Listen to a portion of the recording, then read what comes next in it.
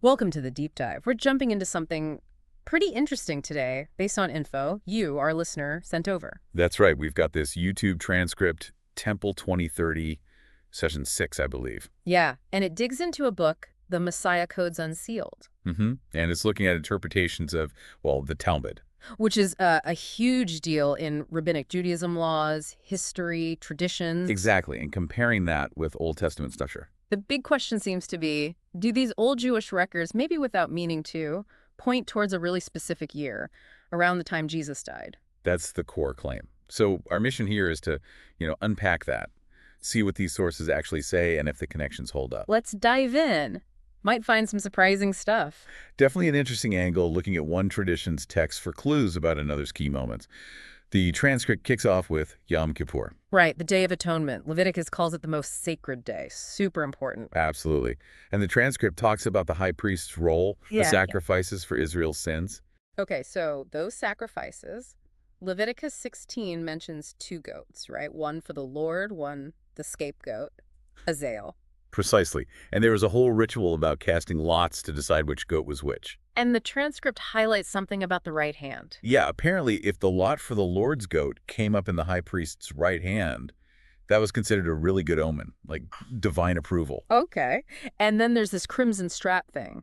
Right. So after the high priest, symbolically put Israel's sins onto the scapegoat, this crimson strap was tied to its head. And part of it stayed in the temple. Yeah, a piece was kept there. The belief tied to a verse in Isaiah about sins like scarlet becoming white as snow. Was that if that temple piece turned white, it meant God accepted the sacrifice. Sins atoned. Exactly. But this is where the transcript brings in the Talmud, specifically Rosh Hashanah 31b. Uh-huh. It apparently records that for 40 years before the temple was destroyed in AD 70, that strap never turned white. It stayed red for 40 years straight. That's what the source claims the Talmud says. It stayed red. Okay, wait. 40 years before AD 70. That takes us back to AD 30. Bingo.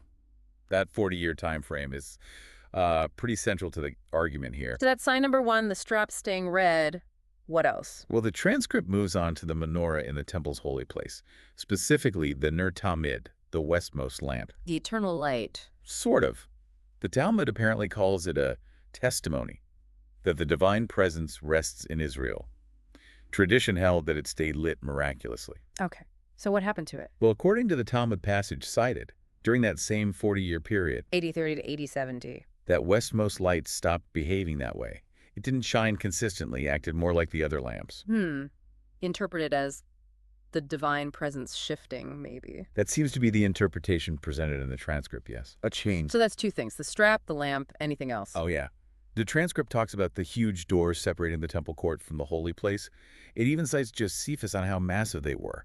Big, heavy doors. What about them? The Talmud, this time in Mishnah Yoma 39b, is cited as saying that during those same 4 decades, Let me guess, AD 30 to AD 70 again. you caught it, those massive temple doors started opening by themselves. Opening on their own. That Yeah. sounds ominous. It was apparently seen that way. The transcript mentions a Rabbi Yohanan ben Zakkai who supposedly saw it as a bad sign, linking it to prophecies about the temple being destroyed by fire. Okay, so let's recap.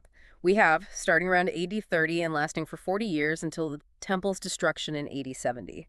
The crimson strap staying red, the special menorah lamp acting normally, and the temple doors opening by themselves. And there was one more mentioned earlier, the lot for the Lord's goat, consistently not coming up in the high priest's right hand during that same period. Ah, right, the omen of the lot. So 4 unusual signs, all starting around AD 30. And the transcript draws a direct line. AD 30 is identified as the year of Jesus' death. So the argument presented is, these signs mean God stopped accepting the Yom Kippur sacrifices from AD 30 onwards. That's the interpretation offered, yes. That these Talmudic accounts suggest the traditional atonement system effectively ceased then. Which, in the view presented, aligns with the belief that Jesus' sacrifice became the ultimate, final one. And the transcript then connects this to the New Testament account in Luke, where the veil of the temple tears at the moment Jesus dies. Right, the veil separating the Holy of Holies, but the Talmud talks about the outer doors opening. Exactly. The transcript contrasts these, suggesting maybe the self-opening outer doors symbolized a a broader kind of access being opened up, not just within the temple structure itself. Interesting comparison. And they bring in prophecy, too.